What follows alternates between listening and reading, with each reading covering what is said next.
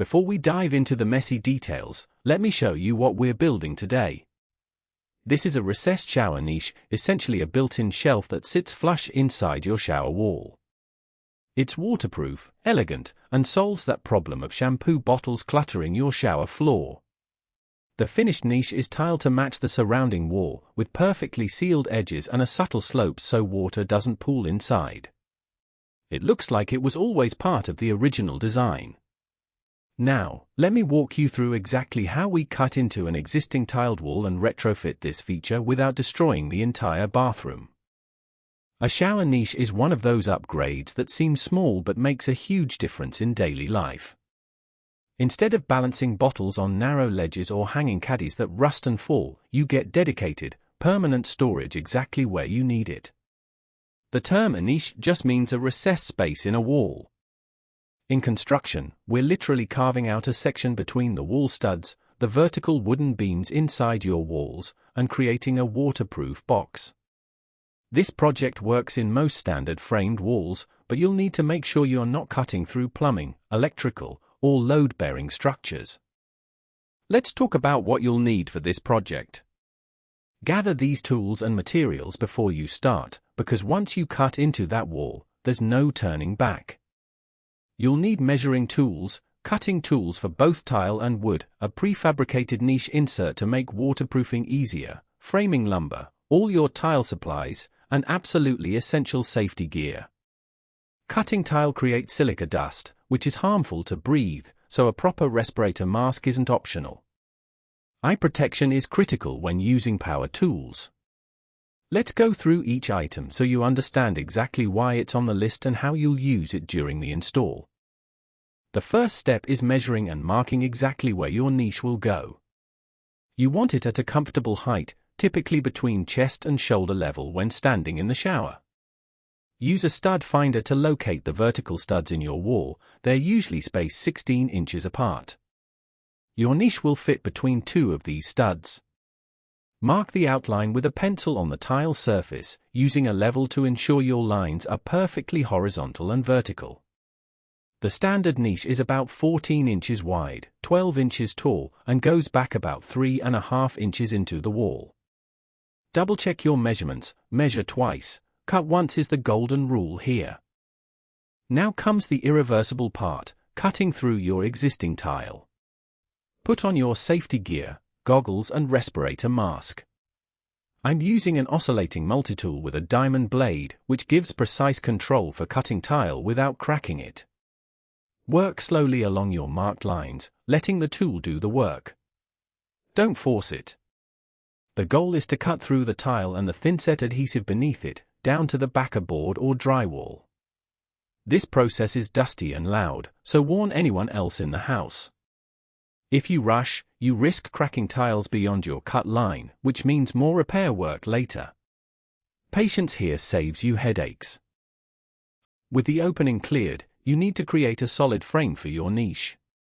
Cut pieces of 2x4 lumber to fit horizontally between the studs at the top and bottom of your opening. These are called blocking.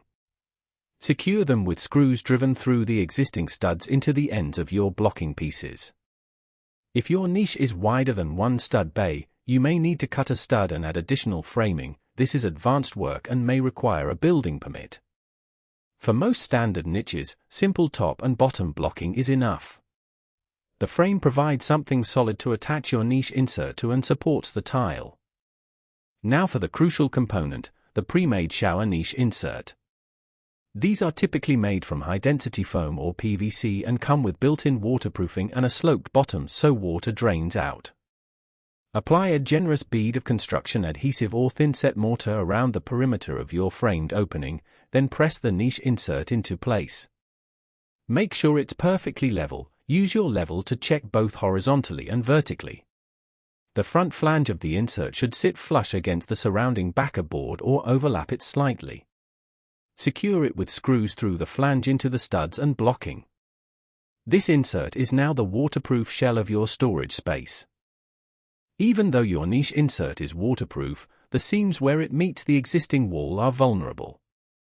This is where water can sneak behind your tile and cause mold or rot. Apply a waterproofing membrane, either a liquid that you paint on or a sheet material, over all the seams and corners. If you're using a liquid membrane, apply 2 coats, letting the first dry completely. For sheet membrane, cut pieces to fit and embed them in thin-set mortar, smoothing out any bubbles. Extend the waterproofing at least 2 inches beyond the niche opening onto the surrounding wall. This creates a continuous waterproof barrier. Don't skip this step. Once your waterproofing has fully cured, usually 24 hours for liquid membranes, you're ready to tile. Lay out your tiles before you mix any mortar. This is called a dry fit. Place tiles around the niche opening to see how they'll align. Ideally, you want to avoid tiny slivers of tile at the edges. Adjust your layout if necessary. Inside the niche, measure carefully for your tiles. The bottom, back, and sides all need to be tiled. Some installers prefer to tile the inside first, others do the outside wall first. Either way works, but plan your sequence so you're not working yourself into a corner where you can't reach. You'll need to cut tiles to fit around the niche opening and inside the niche itself. For straight cuts, use a tile wet saw or a manual tile cutter. For notches or curved cuts, use tile nippers or an angle grinder with a diamond blade. When tiling inside the niche, the edges that will be visible need clean, finished cuts. Some pros use bullnose tiles, tiles with one rounded, finished edge, for the front edges of the niche. This gives a professional look. Measure each cut individually, don't assume all cuts are identical. Tiles and walls have slight variations. Cut one, test fit it, then move to the next. Mix your thin-set mortar according to the package directions. It should have the consistency of peanut butter. Using a notched trowel, apply thin-set to the back of each tile or to the wall surface. The notches in the trowel create ridges that help the tile adhere properly. Press each tile firmly into place, wiggling slightly to set it into the mortar. Use tile spacers, small plastic crosses or wedges, to maintain consistent grout lines between tiles. Work in small sections so the thinset doesn't dry before you place your tiles. Keep a damp sponge handy to wipe off any thinset that squeezes onto the tile face before it hardens. After all your tiles are placed, resist the urge to grout immediately. Thinset mortar needs time to cure, typically 24 to 48 hours. Depending on humidity and temperature. During this time, the tiles are bonding to the substrate and shouldn't be disturbed. Remove your tile spacers after about 4 to 6 hours, when the thinset has set enough that the tiles won't shift, but before it's fully hard. This makes spacer removal much easier. Keep the area dry and avoid bumping the tiles. If a tile does shift or fall off, scrape away the old thinset and reset it, then restart your curing countdown. Now for the grout, the material that fills the gaps between tiles. For showers, always use sanded grout for gaps wider than 1/8 inch, and add a grout additive or use pre-mixed grout with built-in waterproofing. Mix the grout to a thick, smooth consistency. Using a rubber grout float held at a 45-degree angle, spread grout diagonally across the tiles, pressing it firmly into the joints. Work in small areas. After filling the joints, hold the float at a steep angle and scrape diagonally across the tiles to remove excess grout. Wait about 15 to 20 minutes, the grout should be firm but not hard, then wipe the tiles with a damp sponge in circular motions. Continue wiping the tiles with a clean, damp sponge, rinsing the sponge frequently. You'll need to wipe multiple times as the grout cures and leaves a haze on the tile surface.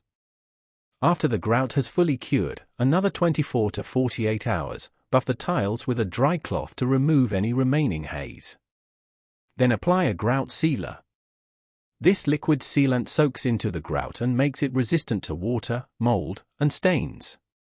Apply it with a small brush or applicator, being careful to keep it off the tile faces. Let it dry, then apply a second coat. Grout sealer should be reapplied every year or 2 to maintain protection. Here's a critical detail many DIYers miss: anywhere 2 planes meet, like where your niche meets the shower wall, or where the wall meets the shower pan, you need silicone caulk, not grout. Grout is rigid and will crack at these joints due to slight movement. Silicone is flexible and waterproof. Choose a mildew-resistant silicone caulk that matches your grout color. Cut the tube tip at a 45-degree angle for a small bead. Apply a smooth, continuous bead along each change of plane joint. Then, wet your finger or a caulk tool and smooth the bead, pressing it into the joint. Wipe away excess immediately. Let it cure for 24 hours before exposing it to water. Before you call the project complete, do a thorough inspection. Check every grout line for gaps or cracks. If you find any, mix a small batch of grout and fill them. Inspect all silicone joints to make sure they're continuous with no gaps. Run your hand along all tile edges to make sure none are loose. Look inside the niche and verify that the bottom slopes toward the shower so water won't pool. Test the waterproofing by running the shower and watching for any leaks or water sitting where it shouldn't. If everything looks good and feels solid, you're ready to enjoy your new storage. If not, address any issues now before they become bigger problems. Here's the finished shower niche in use. Shampoo, conditioner, soap, and a razor all have a dedicated home.